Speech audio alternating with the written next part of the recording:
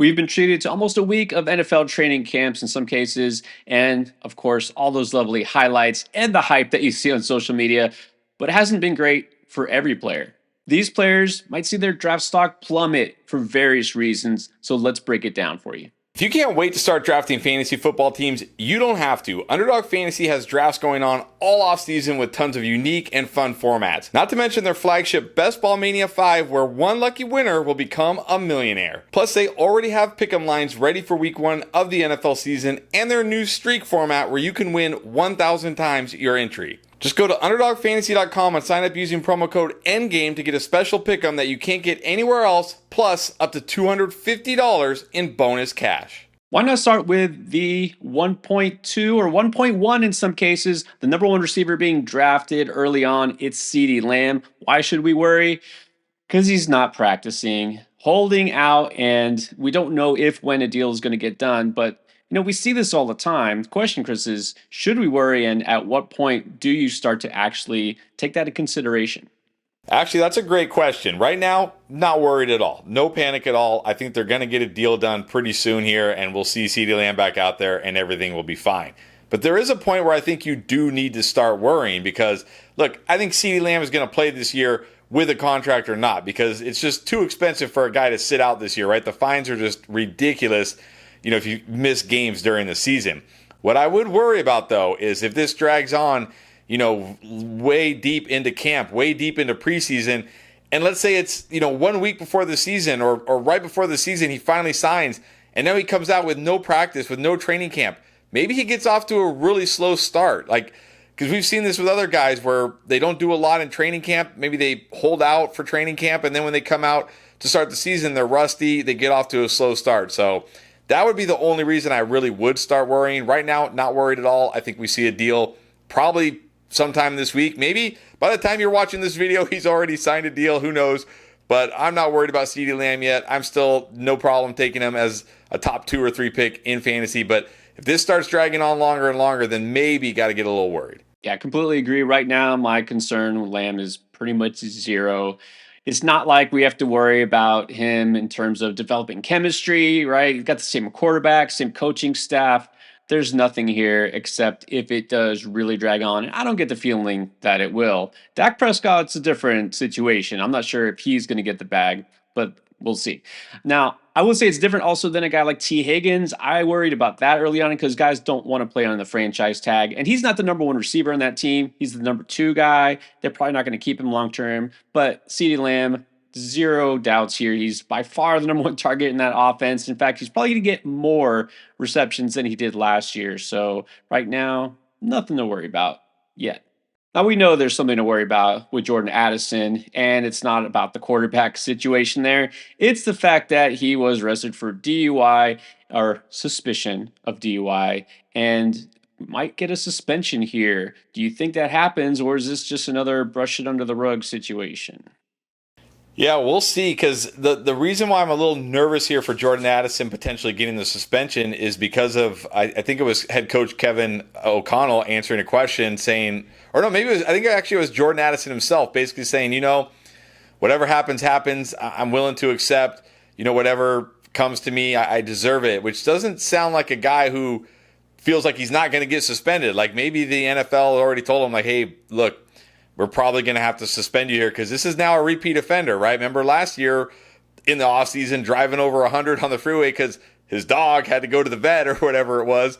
Now this, yeah, it wouldn't surprise me at all if he gets a suspension. Probably not a big one, 3 to 4 games like we saw with, Alvin Kamara, something like that. So, but still, you got to be a little worried here. Of course, for a guy who already was in kind of a worrisome situation with unknown quarterbacks. So, he's already going like fairly late-ish in drafts. I don't think I'm going to drop him too much in drafts, but just, understand if you are taking him, he may not be available for you early in the season.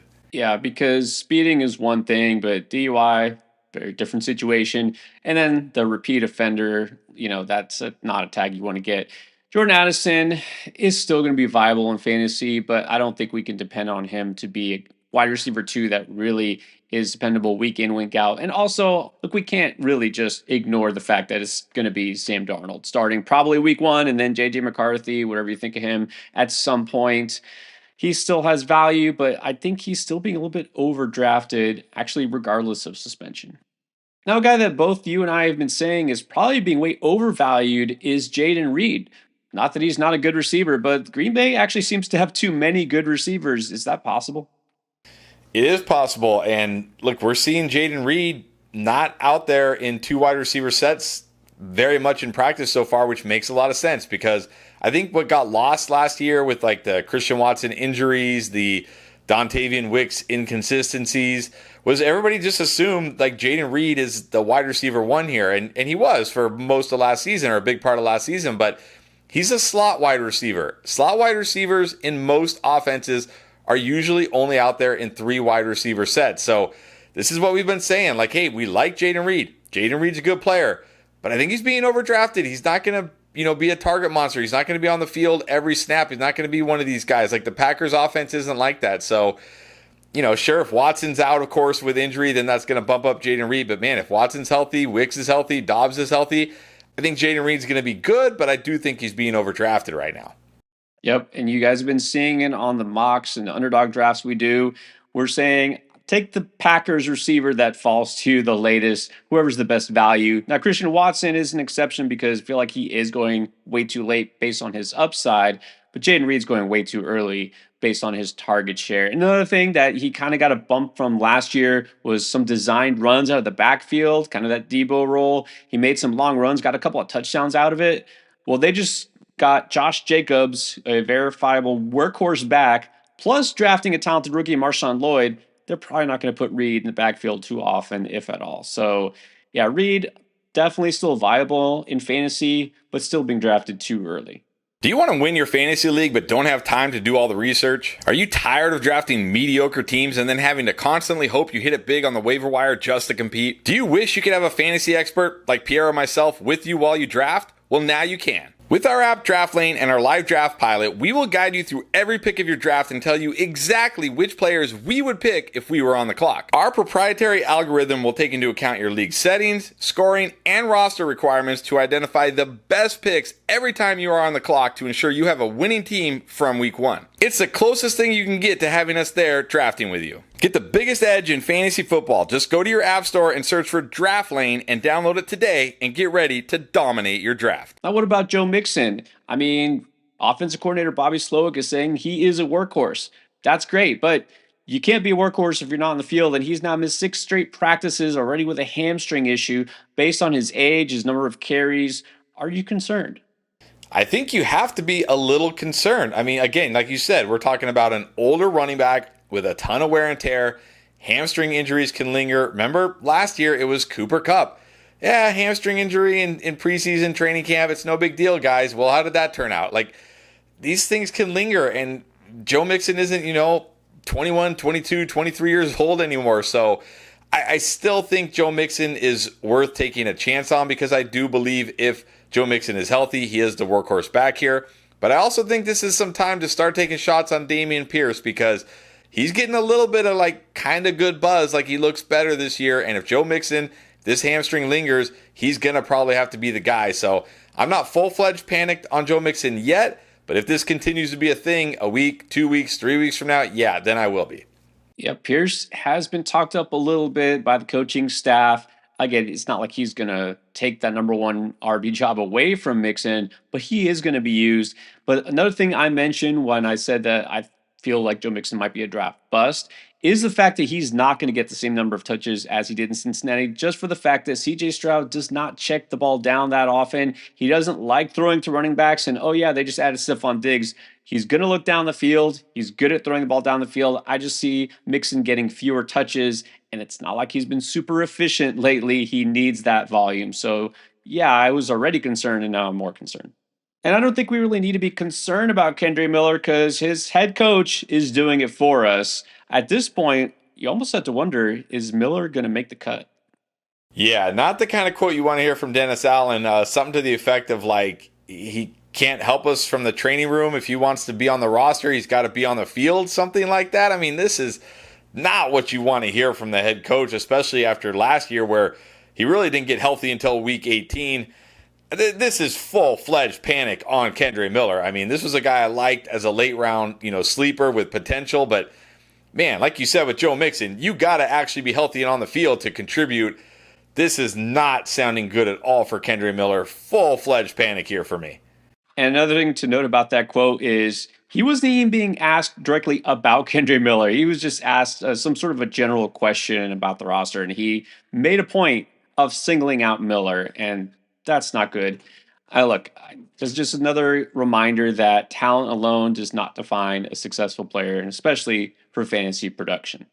That leads us to another already injured running back, the rookie Isaac Orendo. Of course, being that San Francisco backfield is super valuable, but now you got to wonder, is he going to be in that backfield at all?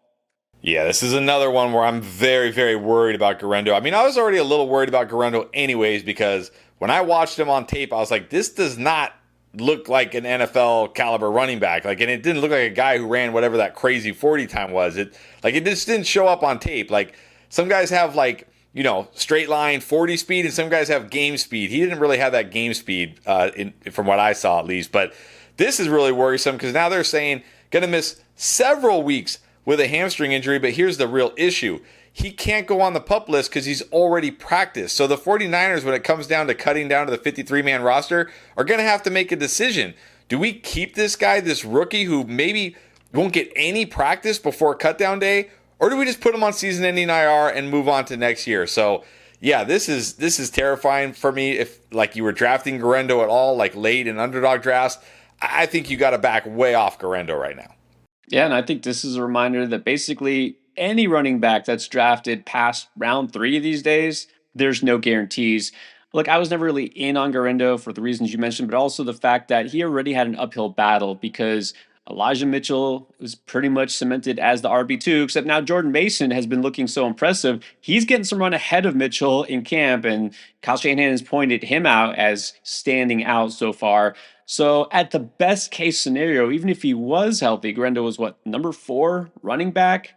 Yeah, it doesn't seem like it's going to happen for him. And then I don't know if this is just like the final shovel of dirt on Quentin Johnston's fantasy value. Speaking of not looking impressive, he's pretty much done exactly what he did last year. And this is in training camp without actual defenders and full pads on. He's just not catching the ball. Yeah, this is getting troubling. Look, Quentin Johnston, when he came out as a prospect, I said, look, this is a guy, he's got the physical talent, but he's got to develop as a wide receiver. And we've seen many guys like this over the years, right? These physical freaks that people fall in love with, but it's you still got to be able to play wide receiver in the NFL. And look, Josh Palmer is still there. Ladd McConkey is there. I mean, they drafted Jerry Rice's son. Maybe he'll be good. I don't know, but this is, and it's going to be such a low volume passing attack anyways. I don't think I've drafted Quentin Johnston one time this year. I wasn't planning on drafting Quentin Johnston one time this year, and this just, cements it for me that I will have exactly 0 Quentin Johnston this year. Yeah, and he's already running with the second team. It won't be long before he's just basically relegated to the bench. Even DJ Chark, who just came along, had a free agency, and no one was too interested in, he's already surpassed Quentin Johnston on the depth chart there. I think we've seen enough. We can just move on permanently. Is it too early to panic about those players? Time will tell. Keep it locked here, and we'll let you know what happens throughout the preseason. By the way, as far as your draft goes, you want to know who to take early? These are the 6 players that are pretty much must drafts.